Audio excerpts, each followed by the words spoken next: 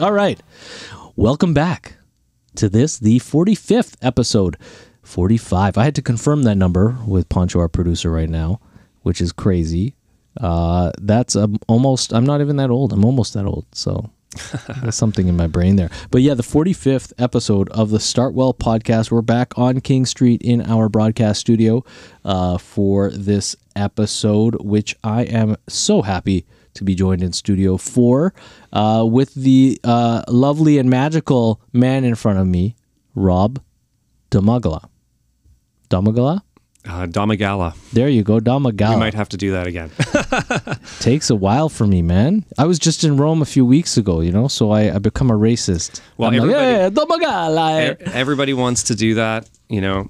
Your whole life you've been plagued by your Italian heritage. Well, it's not Italian. That's there you go. It's funny. I had a conversation the other day with another chap that I was doing an interview with. I was fortunate to chat with, and he's Italian, and that's how he led off too. He was like, "I gotta know, are you Italian like I am?" And I'm like, "No, I'm not. I'm actually Polish. It's a Polish name." And so apparently those who are more fluent in Polish culture and language than I am, they easily identify it. Okay. Which is amazing. So there you go. You won't hear it too often. I'm happy to be Italian today for you, Qasim, and happy to join you for this milestone. I've just 45th podcast. Elevated your Polish Mr. Smith status.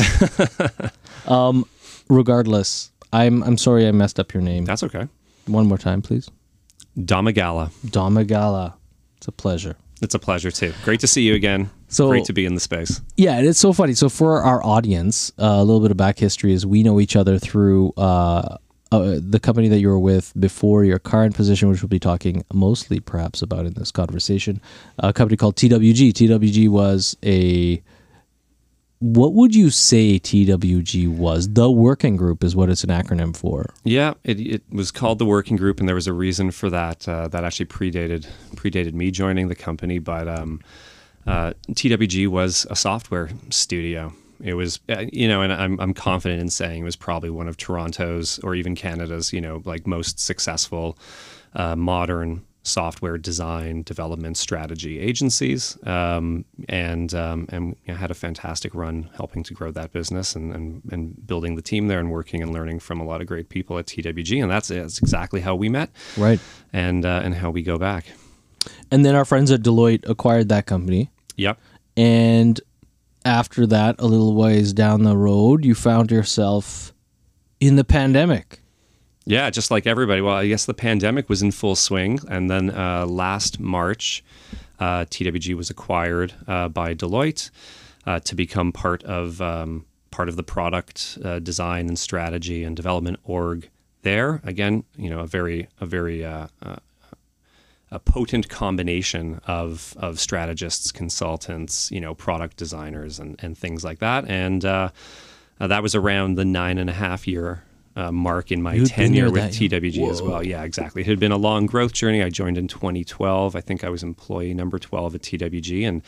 And, businesses were just starting to think about, digital transformation in an extremely nascent way back in 2012. And you had, back then Shopify had only just raised its B round, it was early days in a lot of the industry that's accelerated so rapidly. And TWG became part of Deloitte, and, I think a lot of people there are doing a lot of great work still.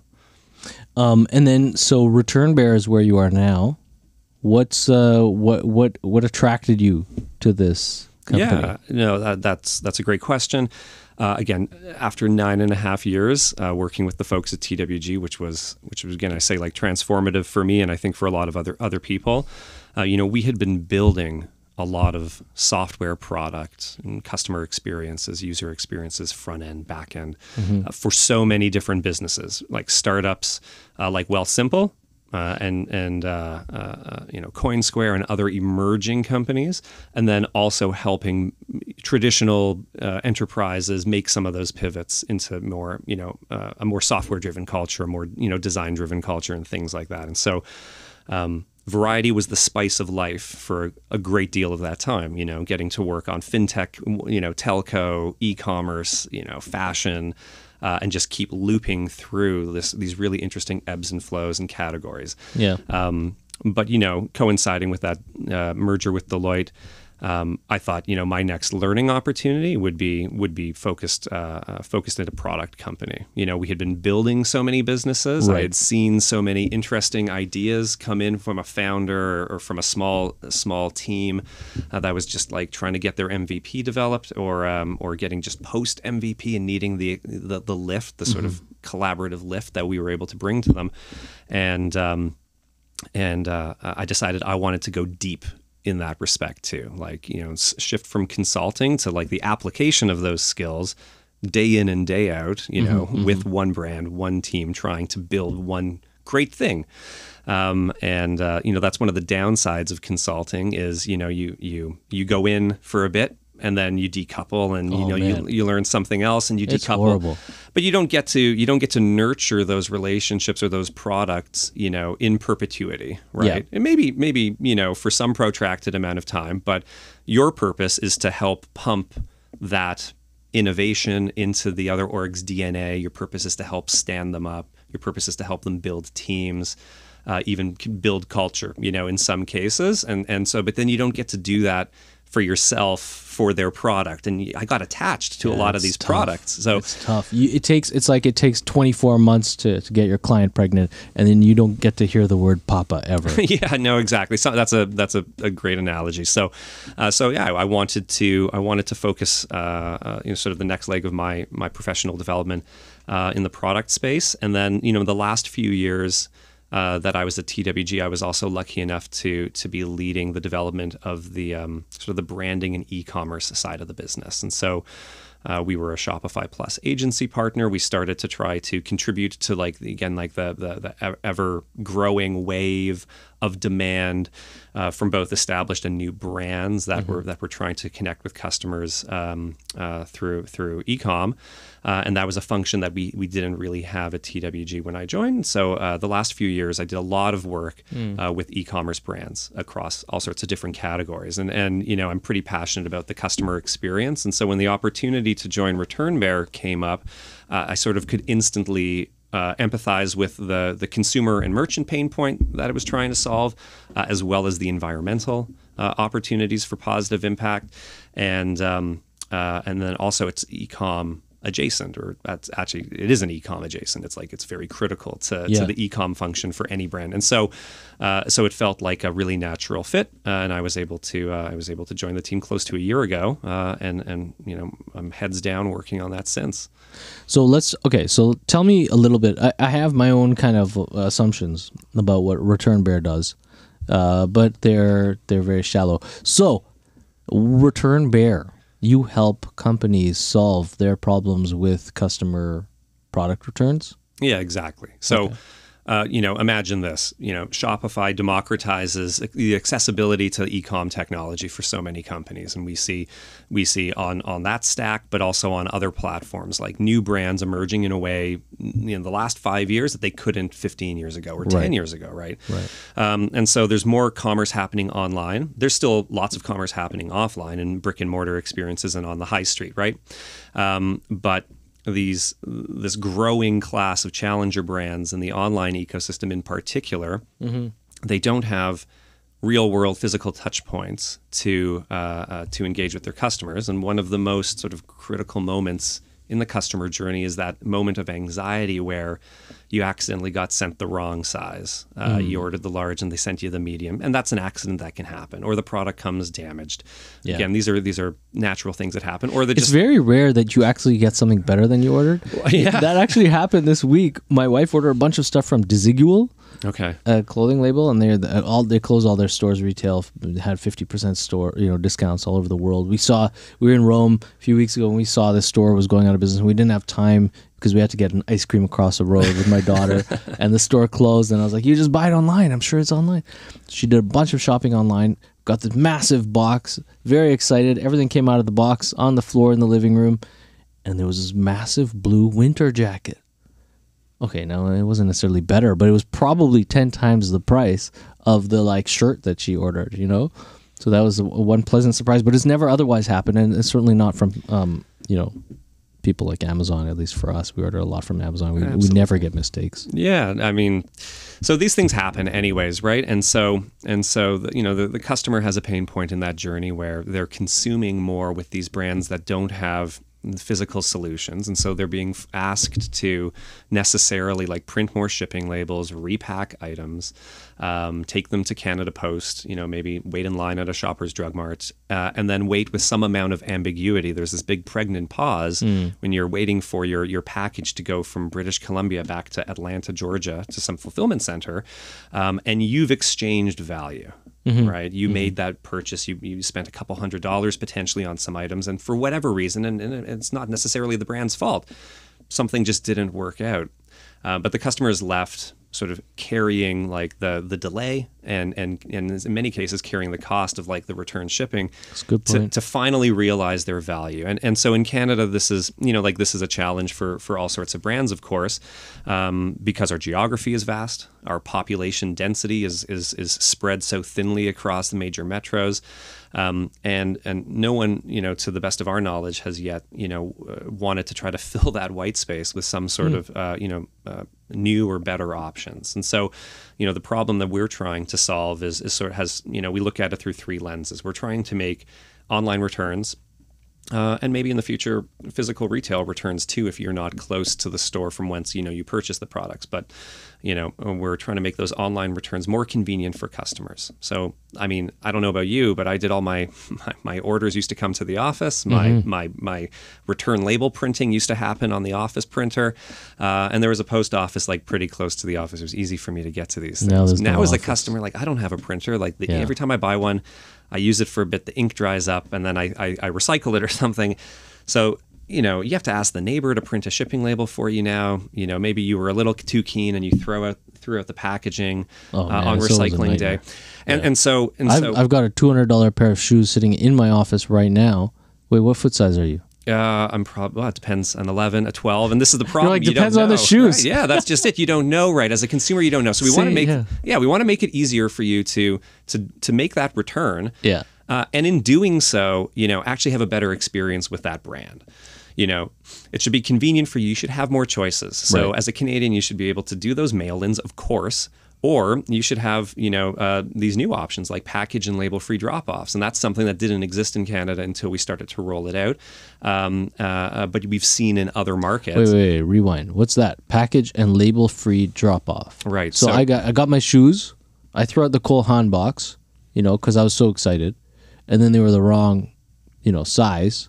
So I would take it to a ReturnBear place and just like put them in a box? Well, so if Cole Haan was a ReturnBear customer, if Cole Haan was using our services, then you as their customer, should you go to do a return, you would have seen an option in your, in their return policy to do a drop-off return at one of our locations. And so if you select that as the customer, when you request that return, we'll give you a QR code. You'll bring those shoes at your convenience, preferably with the box, to be clear. I don't want to make promises I can't keep.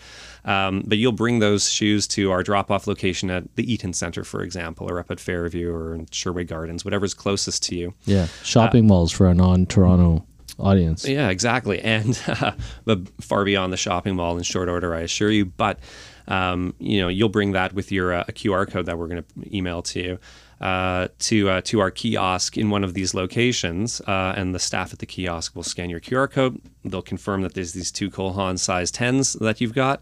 And they'll do, quick visual QA to make sure they clearly haven't been worn out. They're not covered in dirt and grime. And we'll collect them from you. We'll approve your return on the spot. And you can walk away knowing that it's taken care of. So we've removed that ambiguity in theory. And we've met you ideally where you are. On your lunch break, we've met you while you were doing birthday shopping for your daughter at the mall. And we've given you a new way to just take care of that problem so those shoes don't just sit here and you eat the loss. Yeah, is that okay? So it's just really cool, and I got a number of questions for you. Okay, the first thing is okay. So ReturnBear is a startup. Yes, meaning that how old is the company? The company was incubated as an idea by a venture accelerator called Koru that works with the Ontario Teachers Pension Plan. Okay. And the idea for ReturnBear was sort of dreamed up through partnership between Koru and Cadillac Fairview and OTPP about. So that's a kind of a right? Cadillac Fairview. Are they technically a REIT, or are they? I'm not sure. So it's a real for all our listeners who are kind of again foreigners or unfamiliar with commercial real estate. Cadillac Fairview is a massive company that owns across Canada and also I think in the States a lot of real estate that is commercial real estate geared for retail. So shopping malls, particularly some high street properties, strip malls, stuff like that. They've also done developments from what I know in terms of mixed use and some residential perhaps. Yeah, that's exactly right. Yeah. They own and operate most of the sort of premier malls in the major urban centers in Toronto, for example. And I mean, whether they're technically a REIT, I'm honestly not the right person to ask about that. But they're a great partner for us at ReturnBear, and so about a year and a half ago, like the idea for filling this white space in Canada to begin with, anyways, was dreamed up. And then the company like properly launched, came to market around October, so almost a year ago, and we're full steam ahead since then. Nice. So notable clients that you can mention, like what kind of brands or retailers are you working with? Are there distributors as well? Yeah, I mean, primarily this is right now at this stage working with brands that are selling direct to their consumer, in particular e-com, right? Mm-hmm. So we're managing their own stores. Exactly, and the online store is their primary store. That's their primary location. They may not have yet opened up a brick and mortar store on Queen Street or something like that. So we're working with a few really interesting scaling Canadian brands, some women's wear brand called Numi, for example, who's just seen continued growth the last couple of years. Another lovely men's and women's brand called Frank. We're working with international brands that need to solve this problem for their Canadian customers. K-Swiss shoes, for example, Palladium boots. K-Swiss. Yeah, K-Swiss. Back in the day, I remember that. Oh, absolutely, but it can be today for you as well, Qasim. So, so if you buy a pair of K-Swiss shoes in Canada and you happen to get the wrong size, you can absolutely use our return method to just make life a little bit easier for yourself. And wise up, Cole Haan. K-Swiss is eating your lunch. That's what we hope for all of our brands, of course. And we're exploring some really exciting like bigger enterprise relationships, but. We want to make this level of returns and reverse logistics accessible to more brands, though, too, right? And so, like, historically, warehousing is extremely like cumbersome and complex, and it's expensive. And the amount of real estate that you need as a 3PL to operate on behalf of brands, or as a brand if you want to own your own facility. Like you have these huge footprints, and logistics is really complicated. And again, Canada doesn't make it any easier just by the nature of our geography and our population spread. And so we want to make this sort of robust reverse logistics that maybe only like a Zara or an H&M would have had access to in the sort of current world order. We want to make that accessible to brands that are even just getting started. Even if they're dealing with 2 or 3 returns, they're offering as robust and convenient a policy as possible to win customer trust at checkout and to drive more sales and loyalty. And so, we're trying to ensure that we work with like a really exciting spread of brands, helping smaller brands grow and helping bigger brands adjust to like the pain point of growing volumes. So you guys take all this product through your distribution network, you sort it and pack it and warehouse it for redistribution back to the suppliers? Yeah, exactly. So in a nutshell, that's what happens. Brand starts working with us. We'll take receipt of all of their mail-in returns because that's still the most widely understood return paradigm in Canada right now. If you order online, you probably have to mail it back in. That's the consumer expectation. We're trying to shift that, of course. But we'll receive all of those mail-ins at one of our processing centers. We'll also obviously receive that growing amount of drop-off returns at our drop-off kiosks, and we collect those on a regular basis and bring them back to the same processing centers. And then we're purpose-built to deal with the returns. So no longer do these packages sort of wait at the back door of the warehouse or the 3PL. That's prioritizing all of the outbound supply, which makes sense. Yeah, I want to ask you about that. Yeah. Like, okay, if you take a kind of like a 10,000-foot view of the e-commerce fulfillment landscape in Canada, because that's where you guys are operating, why is it not feasible for, no matter what scale you are, but for your kind of like product supply chain or fulfillment operator, to also handle returns? Well, it is feasible. I'm not going to pretend that it isn't. And some 3PLs will do or at least claim to do the return processing as well. But what does 3PL stand for? Pick, pack, and something else. Oh man. As you can see, I'm still learning about beware the jargon. Beware the jargon, my friend. Pick, pack, and post, I believe, right? So a 3PL would be where you and me, when we start our new StartWell swag line and things like that, if we don't want to warehouse it here in your lovely studio, we don't want to deal with shipping out the orders as they come, we will establish a relationship with a 3PL, third-party logistics, pick, pack, post type of thing. Order fulfillment company. An order fulfillment company, and they will take our supply and they will follow our operating procedures, and they will grab the items off the shelf and send it to the customer that does the order. And again, yes, some of them will also take the returns. But when you think about like the idea of starting a brand or selling to a customer, you start with that thought. I'm selling to a customer. You don't start from the opposite direction. You don't start like I'm going to deal with stuff coming back, from the customer. And so, I would say, from my perspective, and again, I've been in software and product design and branding for the last 12 years. I haven't been in logistics, to be very transparent. But abstracting myself from that, looking at that 1,000-foot view, like you said, it stands to reason that these more traditional operators, established businesses to take product and get it out the door, right? That is the current MO, and that's the bigger volume here, right? This is the thing that people don't realize, is that from an operator, from a store operator perspective, or a CPG, not a CPG because that's packaged goods, but whatever, if you're selling shit to people, you kind of definitely are focused on sales. And it's only really, I think, in the last 5 years that returns have become a necessary consideration for managing the relationships with your customers. Because a lot of this, especially in the last 2 years, buying mentality and the freedom of purchase as promoted by programs like Amazon Prime and the no fee returns policies that companies have had to kind of like undertake have kind of shifted, at least here in North America. So for anyone's watching this, listening to this elsewhere, where these sorts of like the logistics for the supply chain are less robust and cities have less access, than here, even though Canada's a big country, our infrastructure is pretty good. So it's unique in this try before you buy mentality. Like before we turned on the cameras today, I was talking about how StartWell Studios embraced black magic in the last little while. And the tens or hundreds of thousands of dollars that we've spent on studio equipment across campus in the last couple of years never was purchased with this, oh no, it has to work for our purpose, and if it doesn't work, we can't return it, and we're locked into it.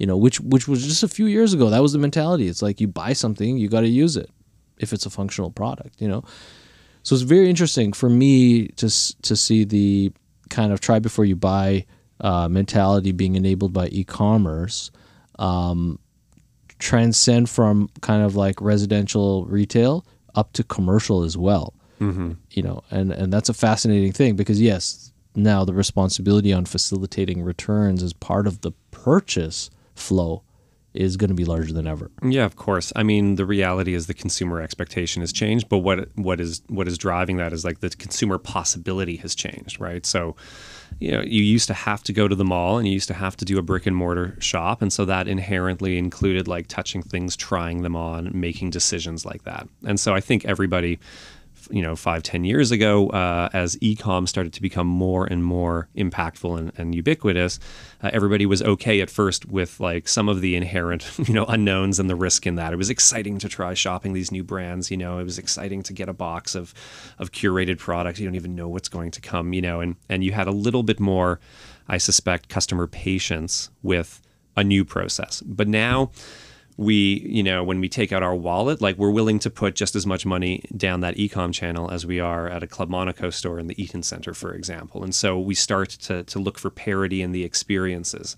So that's why, brick and mortar wants to find ways to be as like fast and timely and technologically empowered to keep up with e-com, but e-com now needs to think about things like try before you buy, more optionality, and added conveniences to convey, you know, this product story that, you know, that has to happen exclusively digitally, right? You don't get a chance to try the thing on or feel it or see it, smell it, right? And so, you need to look for tools to at least enable the closure of the gap between those offline and online worlds, right? And again, that's part of the reason for our existence. It's super interesting that your kind of patron partner is Cadillac Fairview, the kind of landlord of shopping malls for some of the brands that I would assume would become customers of you. Because has Cadillac Fairview promoted the use of ReturnBear amongst its retail customers, its retail tenants,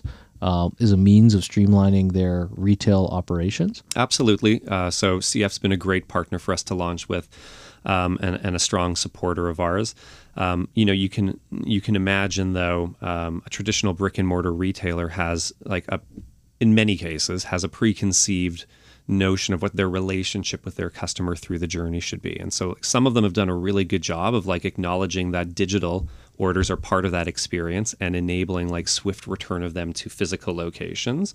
And so if you're a brand that can do that well, that take online orders back in your brick and mortar location. Yeah, buy it online, take it to the store to return if you have to. Yeah. Some of them can't handle that because of the way inventory is allocated or processed, or the differences between assortment even between brick and mortar and online. A lot of brands that have gotten to know their customers online really well will actually promote different product lines, will have online exclusives, and then when those start showing up in stores, you know, it can be an ordeal to get it from one store all the way back to a national, a sorting hub, to get it back to the online inventory in a meaningful way, so that product doesn't get orphaned on a rack in store that doesn't have a true place for it or a purpose for it, right? Even if they've got their system super tight and the brand experience is programmed to be synonymous between the e-com and the retail experience, because retail is necessarily involving people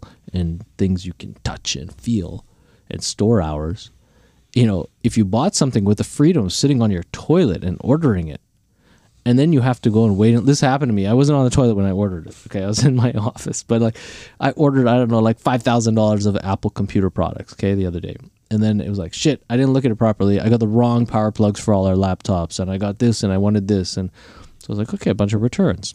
Now, I forget what the flow was for returning it, but the courier option was a terrible one. It was I had to pay money out of my pocket, or I had to go on a little journey. And if I'm going on a journey, I'm going to go to the store, you know.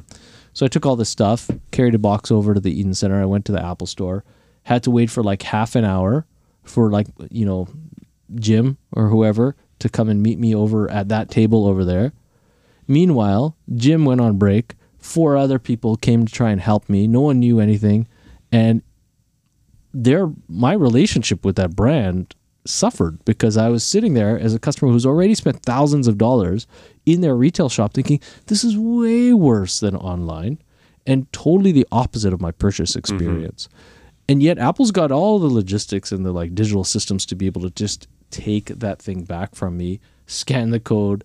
They just couldn't have the person who knew how to do that. Yeah. Even though they had so many staff on the floor. That was one of those experiences where retail can frustrate a digital consumer. That's a great point, because the staff on the floor, and I think we can all agree, Apple typically does an extraordinary job of this too, right? The staff on the floor is trained and educated and optimized for that in-store transaction. And again, so what you did is you threw a wrench into that plan.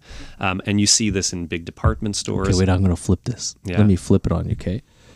It goes 2 ways, because I took that stuff, you're right, they weren't necessarily adept in figuring out how to handle the kind of digital purchase. But then it got even more interesting. And I think part of that is also because Apple particularly trains its staff in store on the 2 main use cases, and their assumptive customer profile is a first-time customer. And whether that means first time per SKU or first time per brand, it's always first time. So if you come in and you're yeah, I know all this stuff, don't teach me. Do not teach me right now. I just want to buy this thing. You realize the Apple Store is not a store, right? It's a brand experience center. And that's why they have the education. I was literally, while I was there, they have their little amphitheater, you know, where people are teaching people things, because they've replaced or moved the Genius Bar. And now it's like, you know, you can learn things there. And they have drop-in classes. To the point where there was someone giving a lecture on how to do a particular thing on your iPhone with absolutely no one in the class. But he had to fill his slot as a staff member. So he's teaching and really creating noise for the whole store. No one can focus because this guy's teaching you how to swipe left on your iPhone. And no one cares. No one's paying attention. But he had to teach his class and look engaged, you know, because it's probably being recorded. I don't know. So that was happening. And then at the same time, I decided on a whim, oh, you know what? The screen that we're editing footage on in this one editing bay here at StartWell is terrible. You know, we need to replace it. So, look, I'm going to lay down how many thousands of dollars is it for the new ProRes whatever monitor. I'll either buy an iMac for my editor or I'm going to buy that screen. So I told the salesperson when they finally came, or the customer support person, I want to buy one of those things. And they told me the funniest thing. They were like, we start going through color selection. I'm like, I don't care. Just give me what you have in stock. I don't care if it's blue or black. Just give it to me. It's for the office, man. You know, it's not for my daughter or something. And then he goes through each color to check availability. And then finally he's like, oh, there's none of those available. And I'm like, here in the store or like in the world? Like, can we just use your thing, or can I use my phone right now to order it online? Now that I'm in your retail experience, can I just use the web? And he said, yeah, it's always easier with Apple products to order them through the website than it is to order them in the store. Because get this, due to supply chain issues with the pandemic, our store at the Eaton Center is not stocking any product outside of the small consumer goods stuff that flies off the shelves. Okay. So I'm like, okay, well, how do I know that as a customer, right? The assumption, so this is my point, aside from the fun anecdotes, the point is also the assumption as a consumer that the catalog of products on offer online is the same as in retail is a very real assumption, you know, and it goes two ways too. You're in a retail, you think I can just go home. Gesundheit. Excuse me. You think I could just go home and buy it, you know, like I saw it, but often cases, retailers are not setting up their shops as showrooms. Some are hip to the scene and they're like, look, we don't really want to deal with the mechanics of transaction because it's cumbersome in or out of the store. But if people come and experience the product firsthand, then they can order 10 times as much product at their convenience, but they'll know what they're buying. So some brands are doing that, right? Yeah, I think that model is certainly like an interesting one. The human factor that I think it does miss, though, even though it can be the right solution, is it almost makes you feel like you're car shopping. Like, rarely do you get to drive a car off the lot. You have to order it and wait 6 months. Or if you're ordering an electric vehicle, who even knows when you're getting it because the chips don't exist anymore. But one of the joys of shopping is you tell me whether it's serotonin or whatever, but the rush you get from like handing over your money and leaving with the bag with the thing in it. Like, I want to go, if I'm going to buy a new computer, I want to go home and then play with it. I want to set it up. I want it to be clean and crisp. I really don't want to have to wait 3 weeks. So I might as well just, it's personal opinion, I might as well just do that from my desk at home rather than be teased. However, there's a huge benefit to that showroom experience where you do, maybe especially with higher ticket items, you get to understand what's going on. You acknowledge their current supply chain, problems, and then a week later or 5 days later or 2 days later, hopefully, as quick as they can, you do get the gratification of receipt of your product. But no, that's a super interesting anecdote. And some of the brands that are traditional in mall retailers that sell in the malls that Cadillac Fairview operates, see the potential in having an alternate overflow for those returns. Sometimes it's driven by this discrepancy between assortment and the true ability to accurately reconcile an online return to the in-store environment. In other cases, it's seen as a customer service win where return traffic can be pointed nearby but outside of the store potentially. And all of the throughput of the in-store traffic can be optimized for serving like the customer that's ready to transact. So, you know, in a scenario that plays out like that, I don't get stuck behind two cumbersome returns online where they can't reconcile the online order with, you know, with the in-store inventory or the process to do that. And I'm just trying to buy my shirt. I want to get out from behind these people. Those returns might be able to go to one of our kiosks, right? You know, but then, you know, the discerning brand might say, but I've lost that return foot traffic now. I don't want them to get in the way of. That's interesting. I don't want them to get in the way of those consumers who my associates are working with, who need to check out. But at the same time, I am sort of precious. Every bit of foot traffic is important. Every opportunity to re-engage the customer is important. And I think, you know, we're exploring some unique ways to realize that, you know, maybe the drop-off return happening elsewhere, but calls to action and unique incentives to then drive an active purchase now that the return has been solved. You know, so get that traffic back to the store.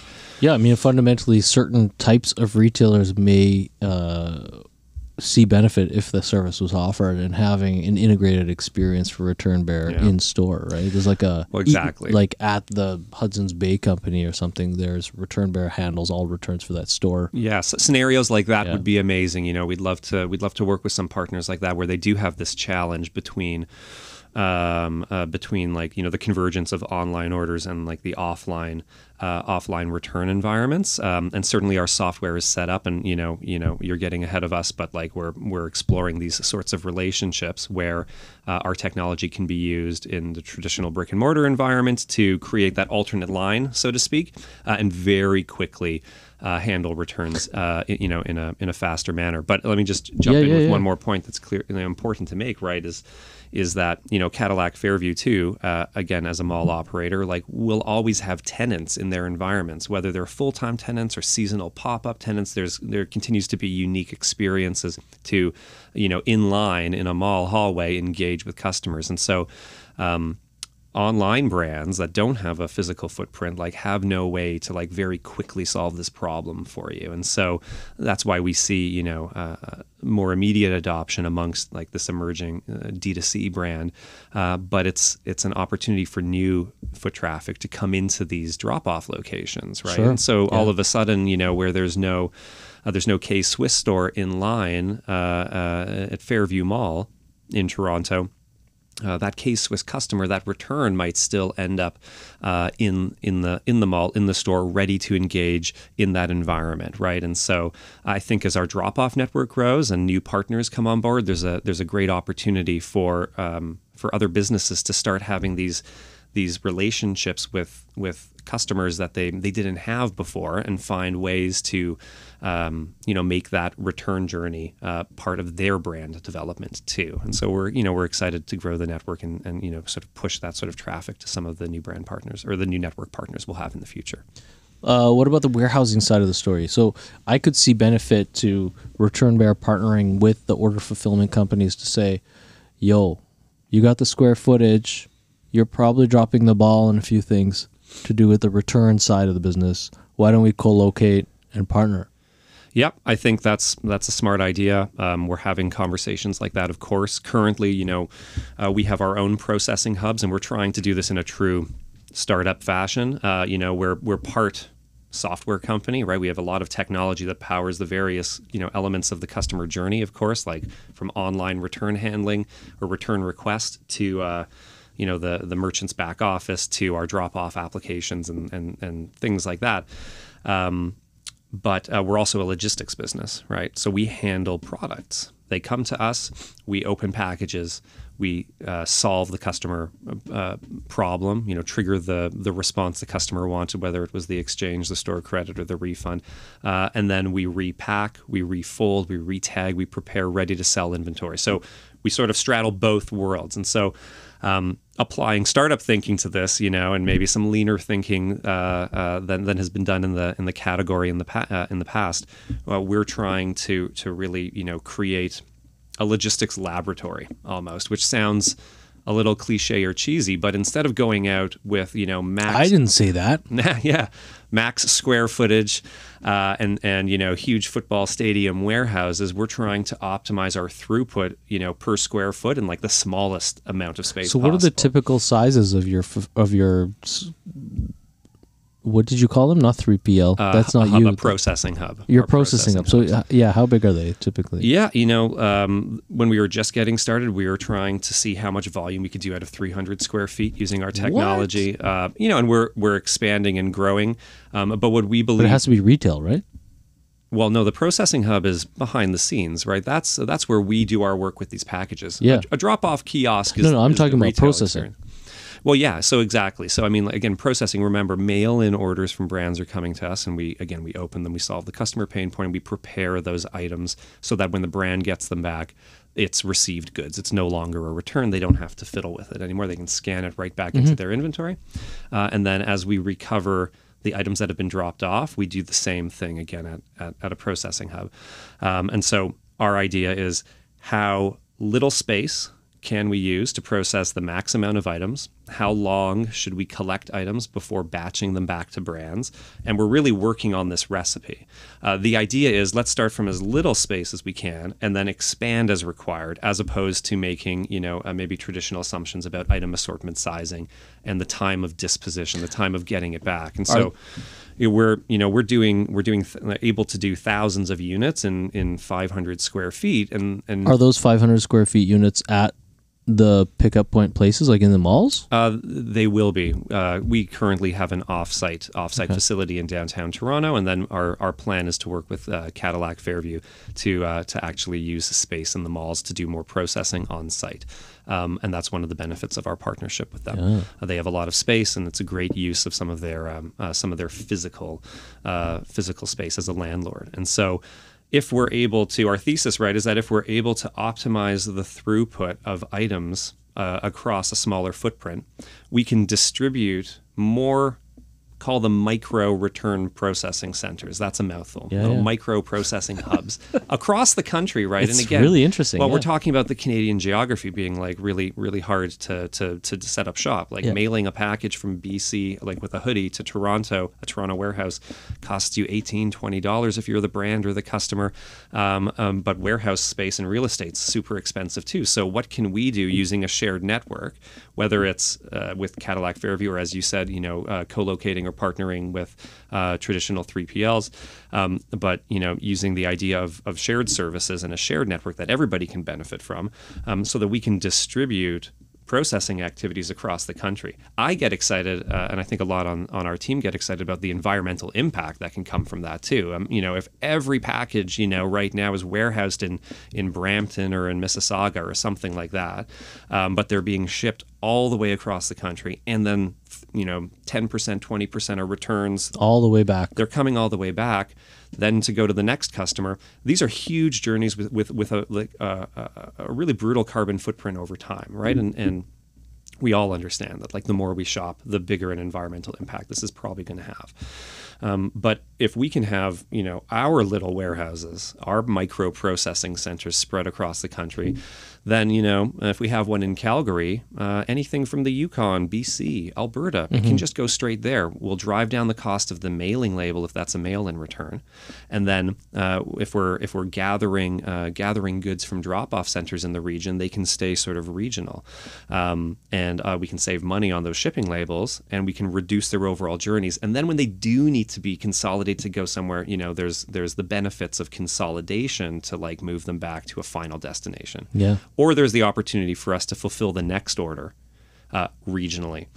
So giving brands access to, like, a distributed forward fulfillment network without having to, like, own warehouses. Resale or previously used. Well, not even previously used. Remember, we're going to fully QA that item. We're going to repack it in the brand's materials, put it in their recyclable poly bag, reinsert, the branded postcard that goes in with it. Let's just say retag it. It goes back to the brand's fulfillment center, ready to sell. It could just go to the next customer potentially. And so all of a sudden, a return product, sold by an American brand in Canada that warehouses in Pennsylvania, let's just say, doesn't have to be shipped from Pennsylvania to BC, back to Pennsylvania, back to the Montreal customer.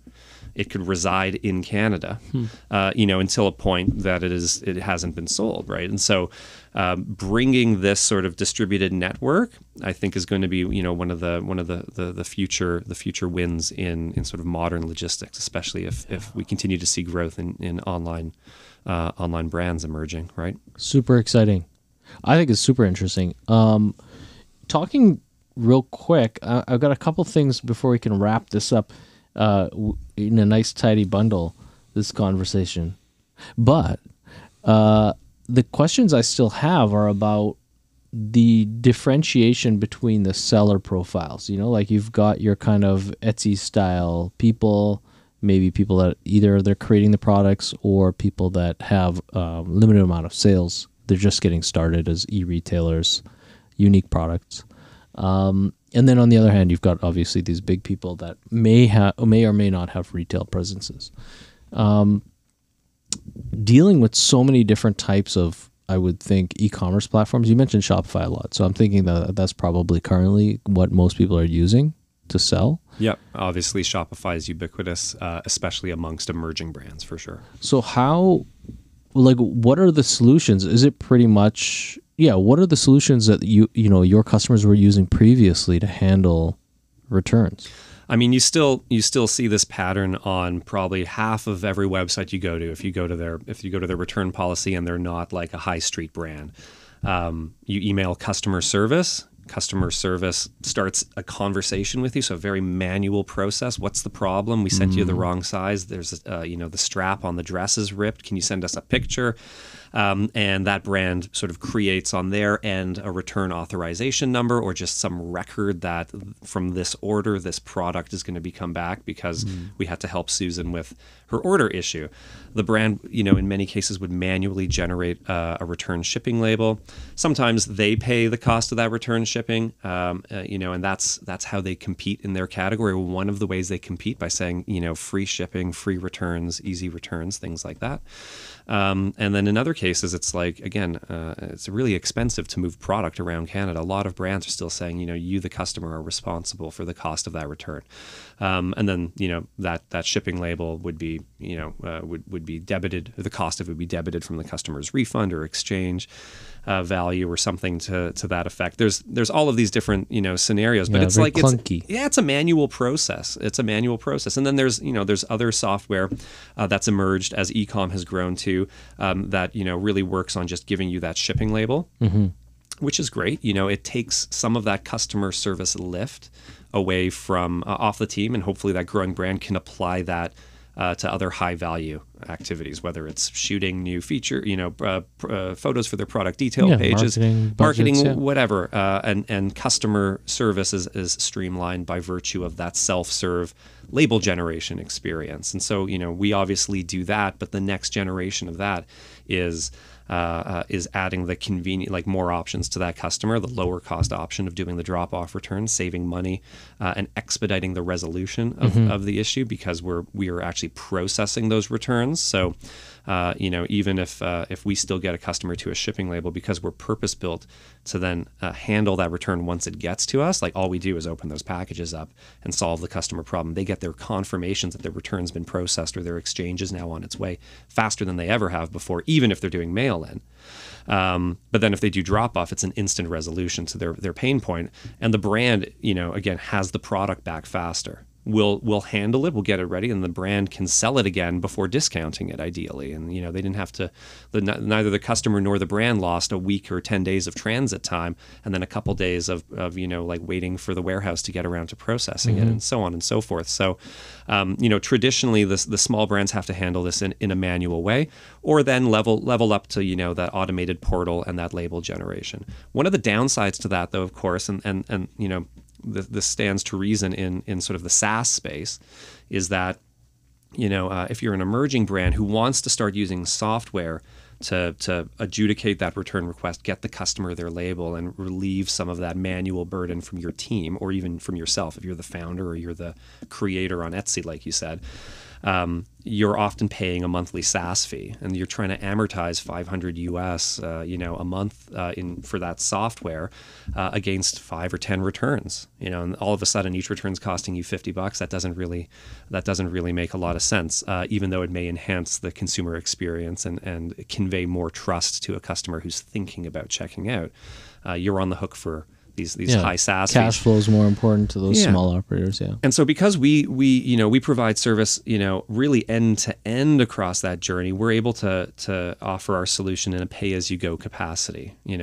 So if you have no returns, but you're using our software, you don't pay a monthly fee. If you have 5 returns, you pay for those 5, and the commensurate processing and things like that. And as you grow up to more and more, then again, we're just taking on more of that for you. But your bill is proportional to your volume, and so we're this is how we're trying to make it more accessible to that smaller brand by not handcuffing them to a SaaS fee in the hope that they get enough returns to cover it, right? Did you ever hear or experience this brand called Consumers Distributing? Of course. So was that across Canada when we were kids? I hope it was. We had in Alberta. I didn't know if it was an Alberta thing. It was here in Ontario. I certainly hope every Canadian from our era was able to enjoy. I guess twice a year, maybe every 6 months, you'd get the Consumers Distributing catalog. Catalog in the mail, and then so for the listeners and people watching this that don't know, like. This was the most exciting catalog. It was color. It had photos. It had all the information about all sorts of different categories of products. Every category imaginable: fashion, underwear, outdoors, lifestyle, electronics was amazing. The toy section was amazing. Yeah. But you have to tell your audience here about like the actual shopping experience. So here I'll take the first part. Yeah, go for it. We were kids. We would get the Consumers Distributing catalog in the mail at home. It would be a one-stop shop for like anything we wanted to see. Every new toy would be in it. It's great. Board games, Legos, He-Mans, Transformers. And as a child, correct me if I'm wrong, I'm sure you did this too, you'd grab a pen, and you would start circling everything you wanted. And pages would just be covered in all these circles. But then it was a unique ordering experience. This is where you should catch everybody up. Well, I don't know. You tell me because you don't remember? Oh, well, yeah. I thought you had to go to the place. Exactly. Yeah, and so it's kind of like for Ontarians, this is like, I don't know, no one really does it anymore, it sounds like, but this is like going to the beer store. Yeah, it's like going to the beer store. It was like catalog shopping. So you would take your book with you. Each item had a code. You would go to a brick and mortar experience, which was really just, it was like walking into the beer store, or if you haven't been to a beer store. It was like a little room with a conveyor belt and a dude at the front. Exactly. Right? Or it's like a bank teller thing. There's a bunch of setups, desks with pens and with little order sheets, that you would fill out, those small little order sheets, and you would indicate like the 3 item IDs that you wanted to order. You'd write down your SKUs. And then you would move to the line, you'd hand that in, and then you'd walk across to like the receiving queue, and that's where the conveyor belt is. And then after a couple minutes, all of a sudden the CD player that you had wanted would come out, and you'd be like, that's mine. And then, and like the Hot Wheels set would come out, and it was just thrilling. But it was, that was the next step from just pure mail order, right? Mail order was like, put some stamps on the thing, write those numbers, include a check, right, and then wait until stuff shows up. This was the convergence. That is like, okay, we can have stuff piled on pallets in a warehouse, but we can use direct mail to convey our assortment to the customer. You don't need a shop in the shop. You've already shopped on the catalog. Through the book, and then you just come in, and a couple minutes later, the stuff comes out of the back. It was great. From what I remember, even returns work the same way. You just take the thing back there, and they say, "Okay, cool." Oh, I'm not sure. Yeah, I don't remember that, but there was definitely that excitement of as a kid waiting and then seeing the item come down the conveyor belt. It was dramatic. It was really dramatic. It's funny. It was sort of like how Glossier did their New York store in Soho, I think. You had a beautiful architected experience, walk in, walk up to it. I don't know if you've ever been there. I don't even know what Glossier is. Online women's beauty brand, or just not women. It doesn't have to be women's. It could be for anybody, but it's a beauty brand. Lip gloss, like eyeliners, creams, makeups, and a really powerful challenger brand of the last 10 years in that category. But the brick and mortar experience was evocative of Consumers Distributing. You got to sample everything. It was like the showroom you described at Apple, except with stock at the time. And who knows, maybe they've had supply chain issues too. I couldn't tell you. Sure. But you would tell one of the associates your order. You'd pay for it on their iPad through Square or whatever it was, or at little payment terminals near the visual setups, and then you would wait a minute or two on a plush settee or something like that, and there'd be a team of staff like bagging these orders in these charming branded like Ziploc bags almost, and they would, instead of a linear conveyor belt, they did a really cool like Willy Wonka, Charlie and the Chocolate Factory type of setup. Anybody who's gone to like Shop vacuum Glossier knows. Yeah, it was just really cool, and you'd see the bag of your items like, oh, and then it spits out down some chute basically, and they call your name out. It's amazing, and it's a testament, I guess, to like how a brand can be built online but can still connect with customers in what would otherwise be considered a traditional way. And I think that's an important thing to consider. Like, I don't think there is a people were crying, pulling fire alarms on brick and mortar for the last couple years, and the diminishing relevance of those in-store experiences. I don't think that's ever going to go away, though. I think we've seen time and time again people like having the desire to touch the thing, try it out, handle it, but customers just want to have both options, right? And so I think it's about optimizing for both experiences when you can. Certainly, if you start online, you can't just start paying real estate for big stores everywhere, but you can learn about your customer. You can learn more about your own brand through those interactions, and then you can figure out how to try new real world experiences potentially. And we've seen that work for a lot of brands, and we've seen online brands expand into brick and mortar successfully, and we've seen the others like struggle with it. And the pandemic didn't really help. But I think we'll continue to see a convergence of both worlds, right? And building solutions that accommodate for that and allow for that, support that ebb and flow, and that the different choices customer is going to want to take at different times in their relationship with the brand. I think that's really powerful, and the most successful ones will find a way to sort of acknowledge all those different beats in the user journey. And so, at the beginning of this conversation, you were talking about post TWG looking for kind of a way to fit into this e-commerce and product kind of ecosystem for yourself. And then, just reflecting on that experience as a kid, the energy of that kind of like consumers distributing vibe.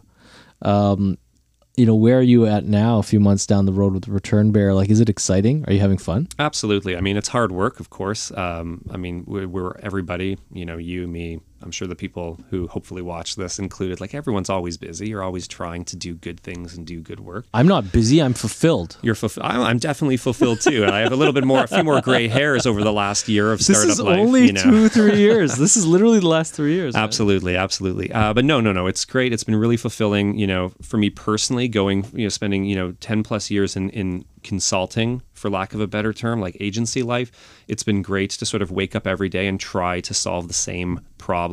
And again, there's different facets of the same problem. We're constantly, going through all of the pain points that any growing startup goes through, like doubt, fear, excitement, that the parabola or the ebb and flow of those emotions are a roller coaster that, I hadn't had for several years. So it's challenging in that respect, but it's extremely fulfilling, and the amount of focus is great. And I get great pleasure from supporting and enabling consumer experiences. I just happen to like it. It's not to say I want everybody to just shop willy-nilly, make bad purchases, return them all. Like I want people to shop smart, right? And I want people to make good decisions, and I want to see more brands grow. And one of the most exciting things, the most fulfilling things the last 10 or 11 months here with ReturnBear has been like, because of the way we're trying to build a solution that works for the new brand, the growing brand, and the established brand all at once, right? And treat them all equally and with the same sort of courtesy and respect.